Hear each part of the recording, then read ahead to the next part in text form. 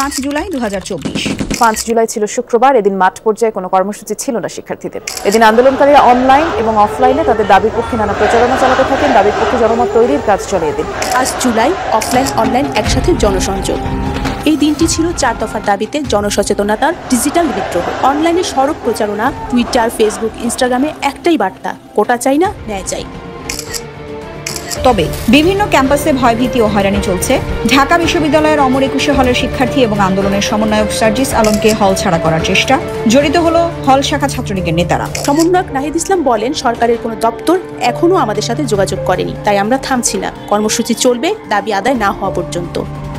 এদিনই high court কোটা সংক্রান্ত পরিপত্রের অংশ অবৈধ ঘোষণা করে রায় দেয়। তাতে উদ্বেগ প্রকাশ করে ঢাবির বিএনপি জামায়াতপন্থী শিক্ষকদের সংগঠন সাদা দল। তারা দেয় আন্দোলনের প্রতি সরাসরি সমর্থন।